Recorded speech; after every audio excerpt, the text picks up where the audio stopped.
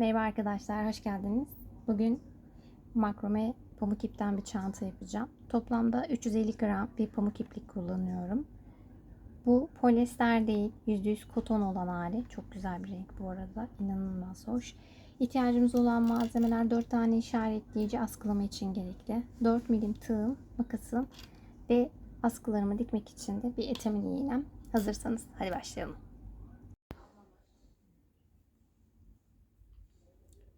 Öncelikle hep yaptığım gibi ipimi tığıma bağlıyorum ve ardından orta gevşeklikte 30 tane zincir çekeceğim.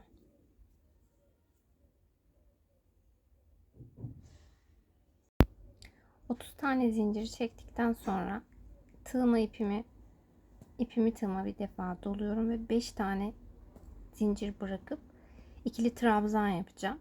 1 2 3 4 5. 5. de batıyorum ve ikili trabzan yapıyorum. Bu boşluğun içerisine toplam 3 tane ikili trabzan yaptım. Zincir çekmiyorum. Direkt ipimi dolayıp 1 2 boşluk bırakıp üçüncüsüne batıyorum. Ve burada da yine 3 tane ikili trabzan yapıyorum.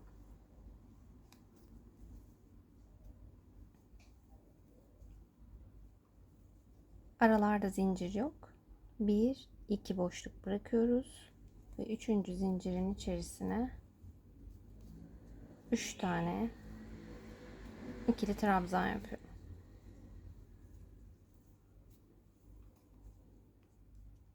Sıramın sonuna kadar aynı işlemi tekrarlayacağım. Burada sıramın sonuna geldim. Bu başta yaptığımız işlemin aynısını yapacağız. Toplamda 5 tane zincir çekiyorum. 2 4 ve 5. En son batmış olduğum ikili trabzanın kökündeki zincire ilmek kaydırma yapıyorum. Bu şekilde diğer başta olduğu gibi yapıyorum. Ardından bir tane daha ilmek kaydırma yapıp bu boşluğa geçiş yapıyorum. Ve 3 tane zincir çekip sadece bu boşluk için 2 tane ikili trabzan, çünkü zinciri de trabzandan sayıyorum. Zincir çekmeden tığıma ipimi bir defa dolayıp şuradaki boşlukların içerisine 3 tane ikili trabzan yapıyorum. Şuradaki boşlukların içerisine bunun aynısını yapıp sıramın sonuna kadar ilerleyeceğim. Bu sıramın da sonuna geldim. Bu ilk başta bırakmış olduğumuz 5'li zincirimiz. Tığıma ipimi doluyorum. Bu boşluğun içerisine bu sefer 3 tane ikili trabzan yapıyorum. Tabanımızın köşelerini yapmaya başlıyoruz burada. 2 tane zincir çekiyorum. Bakın. Tekrar aynı boşluğun içerisine 3 tane ikili trabzan yapıyorum.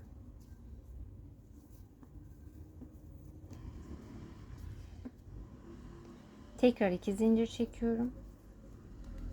Bu sefer tam bunun karşısına denk geliyor zaten.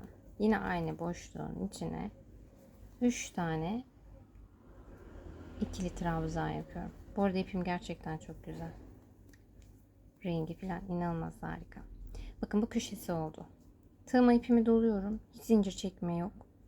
Hemen şu boşluğun içerisine 3 tane ikili trabzan yapıyorum. Şimdi burada sıramın sonundaki şu boşluğa kadar aynı işlemi tekrarlayacağım. Boşlukların içerisine 3'er tane ikili trabzan yapacağım. Bu sıramın da sonuna geldim. Şimdi bu boşluğun içini dolduracağız.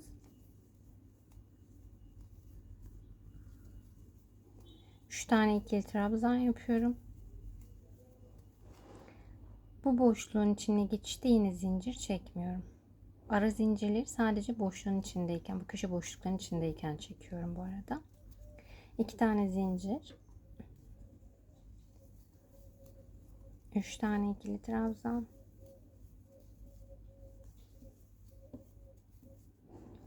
Yine 2 tane zincir. Bakın aynı boşluğun içindeyim. 3 tane ikili trabzan.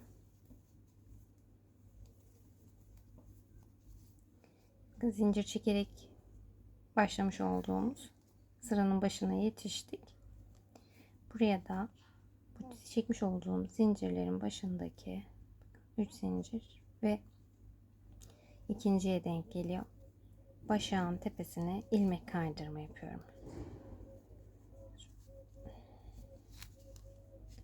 Burada çantamın tabanına giriş yapmış oluyorum. Bu köşelerimiz, arttırmalarımızı buradan yapacağız. Ve hep aynı yüzde çalışacağız bu çantada. Bir ön bir arka yüz olarak ilerlemeyeceğiz.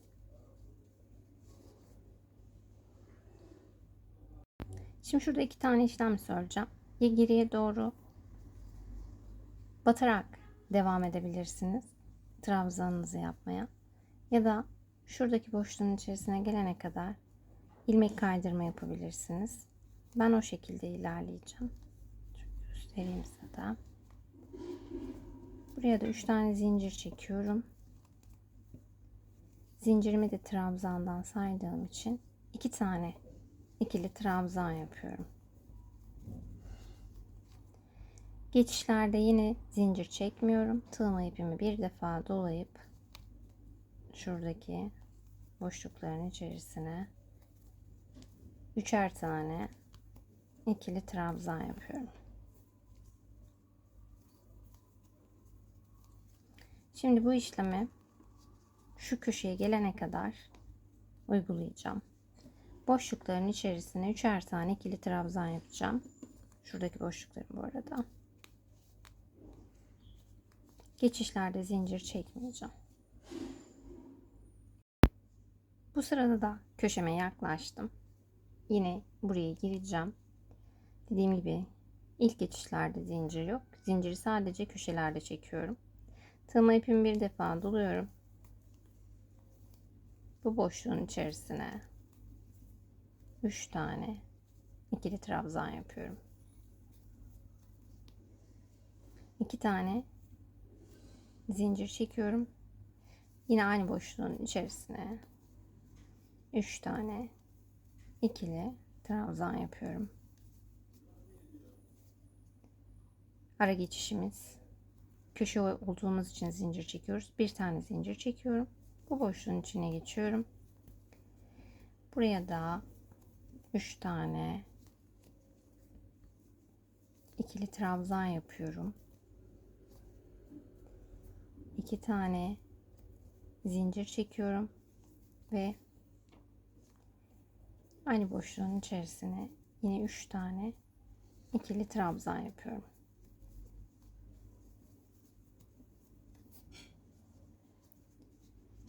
Bakın burada bu köşeyi de yapmış olduk. Sıramı kapatacağım.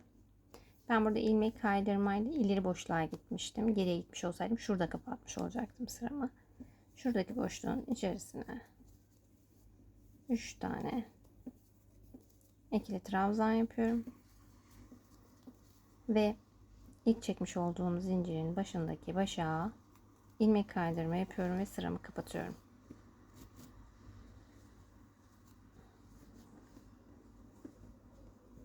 Ve bu sıramızı tamamlamış oluyoruz. Şimdi tabanımızın bir ölçüsünü alalım.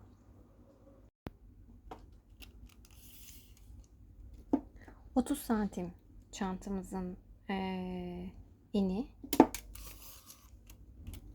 Taban genişliğimiz ise 9 santim. Ola ki siz bu bana biraz küçük, daha büyük çanta yapmak istiyorum derseniz, çünkü artık arttırmayı bırakacağım. Bu köşelerden aynı bu işlemi tekrarlayacaksınız. Her köşeye 2'şer tane bu üçlü boncuklardan yapacaksınız. Bu aralara da bir tane. Yani arttırma yöntemini buradan ilerletebilirsiniz. Benim ipimden bir tık daha ince ip kullanacaksanız Onda da size tavsiyem, buradaki arttırmayı bir sıra daha arttırırsanız yine bu boyuta getirebilirsiniz. Şimdi artık çantamızın tabanı bittiği için gövdeye doğru başlayacağız. Bundan sonrası çok kolay. Yine ben klasik olarak 30 santim 35 santime denk getirmeye çalışacağım çantamı. Daha öncesinden yaptığım için tam sıramı söyleyemiyorum. Ama bir başlangıç olarak sizinle de paylaşmak istiyorum. Bir alt sıradayken bir ön sıradaki boşluğa ilmek kaydırma yapmıştım. Artık bu birleştirme yerlerimin gövdenin ortasına doğru gitmemesi için olduğum yerde ilmek kaydırma yapacağım. Onu da şu yöntemle yapacağım. Bunu da yeni öğrendim bu arada. Bir tane sık iğne gibi yapıyorum. Üstüne 2 zincir çekiyorum. Yani direkt 3 zincir çekmek yerine şu işlemi yapıyorum. Tekrar göstereyim.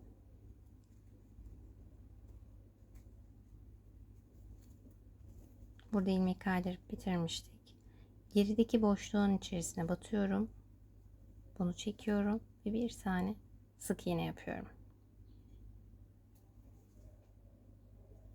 Sonra bunun üzerine 2 tane zincir çekiyorum ve bu boşluğun içerisine 2 tane daha ikili trabzan yapıyorum. Bakın bu şekilde. Geçişlerde yine zincir çekmiyorum. Direkt boşluğun içerisine 3 tane ikili trabzan yapıyorum.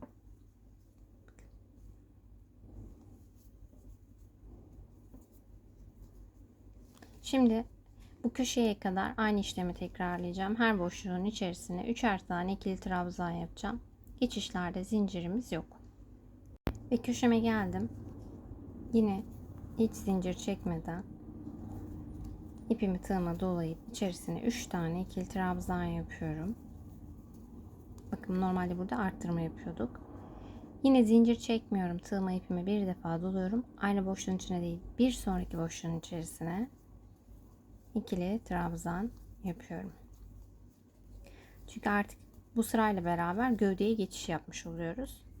Zincir çekmiyorum. İpimi tığıma doluyorum ve bir sonraki boşluğun içerisine 3 tane ikili trabzan yapıyorum. Ve sonra tekrar dolayıp gövdenin diğer kenarındaki sıraya geçiş yapıyorum. Bundan sonrası çok kolay. Zaten bakın burada arttırmayı bıraktırdığımız an forma girmeye başladı. Burasıydı yaptığımız ve bu bizim çantamızın görünen yüzü olacak. Bir ters bir düz gitmediğimiz için iç yüzümüz çok net belli. Şimdi sıramın sonuna kadar geliyorum. Burada aynısını yapacağım ama bunu da göstermek istiyorum.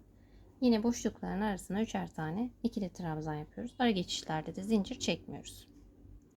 Bu köşenin de olduğu yere geldim. Tığıma ipimi doluyorum.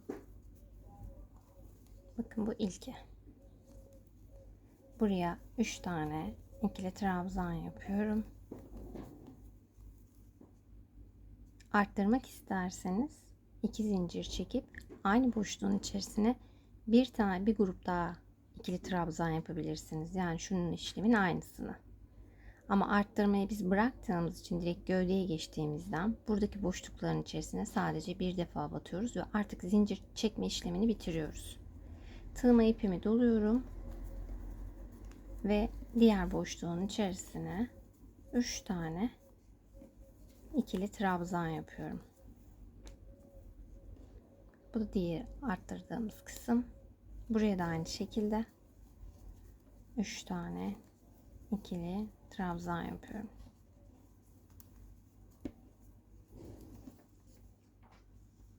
Kayık görüntüsüne girmeye başladı. Bu sıramızı da kapatacağız şimdi. Diğer boşluğun içerisine 3 tane ikili trabzan ve sıramızı kapatacağız. Bu ilk yapmış olduğumuz bir sık iğne görünümünün üzerine 2 zincirdi. Biz burada direkt bu zincirin tepesindeki şuna batamayız çünkü. Buraya batıp ilmek kaydırma yapıyoruz ve sıramızı kapatıyoruz. Şimdi dediğim gibi bu çantamızın kullanacağımız yüzü. Şöyle yapın. Çevirin. Bu şekilde işlemeye devam edebilirsiniz.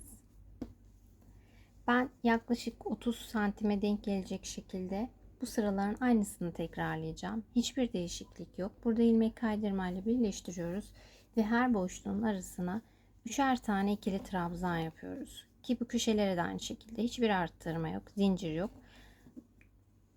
Bu sıranın sonuna gelene kadar sadece boşluklara üçer tane ikili trabzan yapıyoruz. Ben 30 santime 32 santime denk gelecek kadar yapacağım. Ardından sıra sayısını da sizinle paylaşacağım. Yani yaklaşık olarak 3 sıra 6 santime denk geliyorsa eğer, bunların benim de bir 10-15 sıra falan yapmam gerekebilir gibi görünüyor. Tam doğru bilgiyi bitirdikten sonra sizinle paylaşacağım. Ve arkadaşlar, çantamın gövdesini de tamamladım. Tabanda yaptığımız sıra dışında toplam 20 sıra gittim.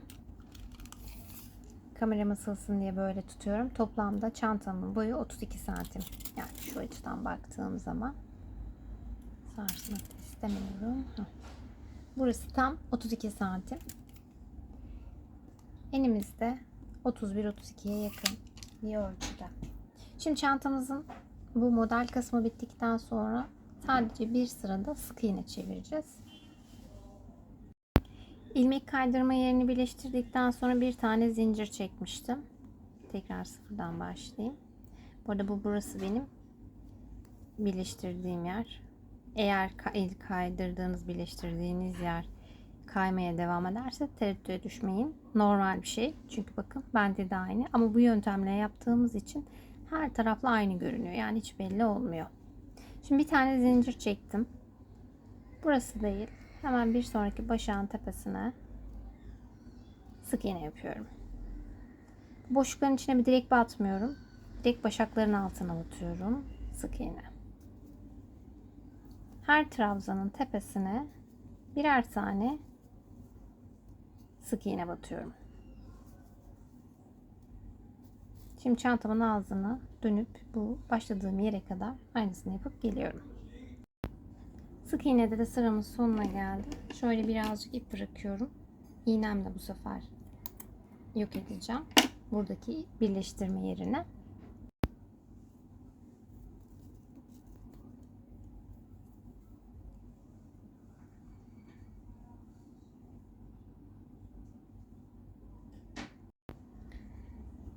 İğneme burada bıraktığım ipi taktım. Burada yapacağım işlem şu. Bunu bırakıyorum. Bir sonraki başağın altından geçiyorum. Bakın. Yarım başak. Sonra en son bırakmış olduğum ilmeğin içinden bir başak daha geçiriyorum. Ve böyle birleştirme yerimiz belli olmuyor. Ardından da çantamın içindeki bölgeye içimi yediriyorum. Tabii önce bir düğümleme de yapıyorum. Orada kusura bakmayın, kameram sallandı.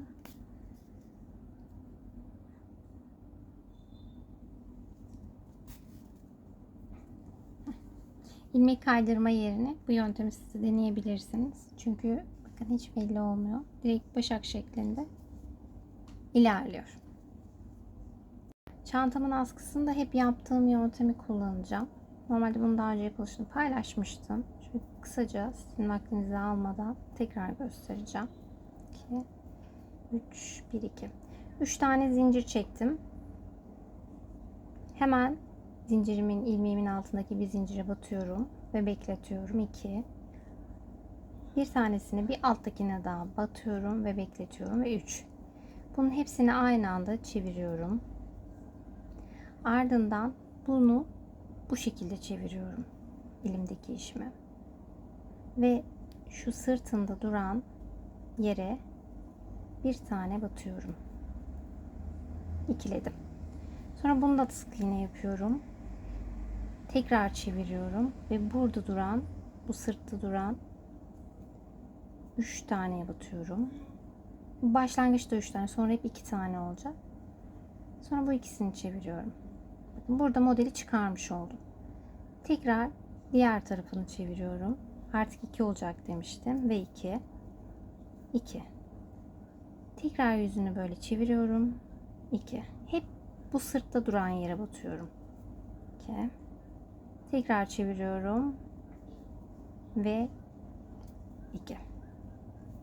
Şimdi çantamın askısını bu modelden yapacağım. Aşağı yukarı 130 santime denk gelecek. Ardından da çantamla birleştireceğim. Askıyı tamamladım. 130 santim demiştim ama 140'a bulmuşum. Bitirdiğim yerde de şöyle uzunlukta bir ip bıraktım. Çünkü birbirine dikeceğim. Bahsettiğim model bu. Oldukça şık ve güzel ve yapımı da çok basit. Şimdi çantamıza geçiyoruz. Bu askılama yöntemi daha önce yapmadığım bir askılama yöntemi. Biraz karışık gibi görünüyor ama değil, oldukça kolay. Sadece işaretleyicilerimizi geçireceğimiz yerleri takmayı unutmamamız yeterli. Önce şunu söyleyeyim. Benim ön yüzümde 13 boncuk, arka yüzümde de 13 boncuk var. Ortalayarak yaptım. 3 boncuk buradan ve 3 boncuk da buradan aldım. Ve bu aldığım 3. boncuklar bu sıraya değil bir alttaki sıranın boşluğuna denk gelmeli. Yani şuraya takmayın. Çünkü askımızı buradan geçireceğiz. O sebepten boncuğu direkt ortalayıp buradan işaretleyicinizi takabilirsiniz. Her iki yüzde de aynısını yaptım. Şimdi size en basit yöntemiyle göstermeye çalışacağım. Askımızı elimize alıyoruz ve dediğim gibi işaretleyicimin altındaki kısma, yani şu boşluğa çantamızı buradan bir ucunu geçiriyoruz. Bakın. Buradan içeriye doğru geçirme yaptım. Şimdi burada yapacağımız işlem şu. Şuradaki 2 tane burada bırakacağız. 2 boncuk sıra. 2 boncuk sıra da diğer tarafta bırakacağız. Çünkü burayı çekmece gibi kullanacağız. Bu şekilde yatırıyorum çantamı. Bahsetmiş olduğum şu. Yani burada da 5 tane boncuk olması gerekiyor. 1, 2, 3, 4 ve 5. Diğer çıkışımız burası olacak. Şimdi buradan 1 ve 2'den tekrar çıkartıyoruz.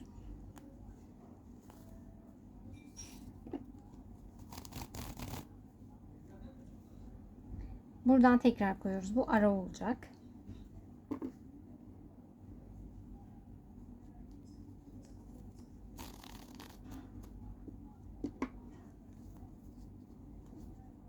Bir ve 2. Yani aynı şuradaki işlemi uyguluyoruz. Buradan da alıp dışarıya çıkartıyoruz. Bu çantamızın kenarındaki bükülmeyi sağlayacak. Şu işlemi yapacak yani. Ön tarafa geçirdiğimiz zaman. Şimdiden de bükülmeye başladı. Şu işlemi oluşturacak. Burayı da beraber yapalım. Bu direkt işaretleyicinin altındaki 3'tü.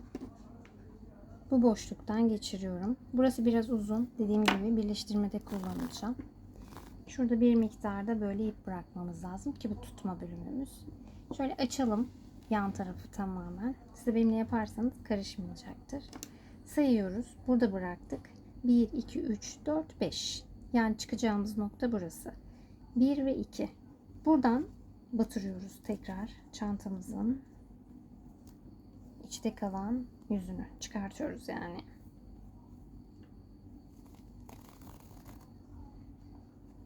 Bu yüzden bakın arada bir tane boncuk bırakıyoruz.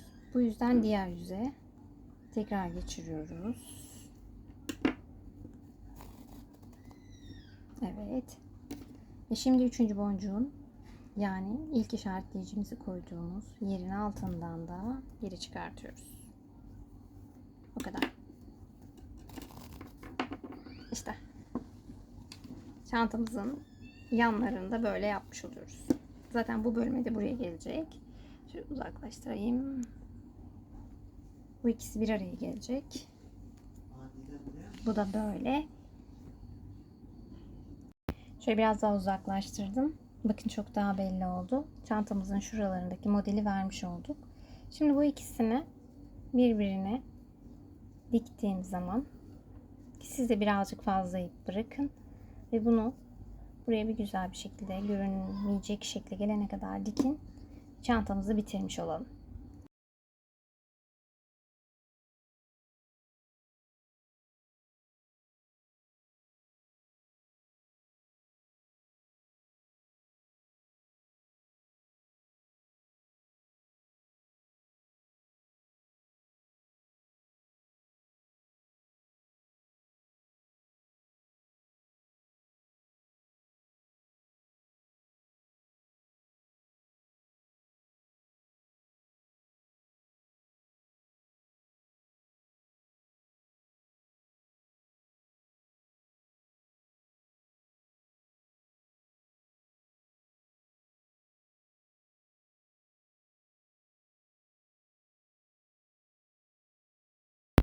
Tadam! Ve bitti arkadaşlar çantam. Ve gördüğünüz gibi çok güzel bir çanta oldu. Çok farklı bir askılama yöntemi yaptım. Bu yüzden çok mutluyum. Çok da güzel oldu. Bu benim yeni öğrendiğim bir şey. Ve sizinle de paylaşmak istedim. Eminim sizin de hoşunuza gidecektir. Genelde klasik çantalarda olur bu askılama. Çok basit. Benim yaptığım adımları takip ederseniz siz de çok rahat yapabilirsiniz. Çantamız çok büyük, çok güzel, çok kullanışlı. Yaz kış kullanabilirsiniz. Ben çantamın içerisine makineyle astar dikmeyeceğim. Çünkü ipim çok kalın. İçine kese koyabiliriz. Kalem ya da o tarz şeylerimizin düşmemesi için. Her durumda da çok güzel kullanabileceğiniz bir çanta. Umarım beğenmişsinizdir ve siz de yapmaya karar verirsiniz ve memnun kalırsınız. İzlediğiniz için çok çok teşekkür ederim. Kendinize çok iyi bakın. Mutlu kalın, sağlıklı kalın. Hoşça kalın.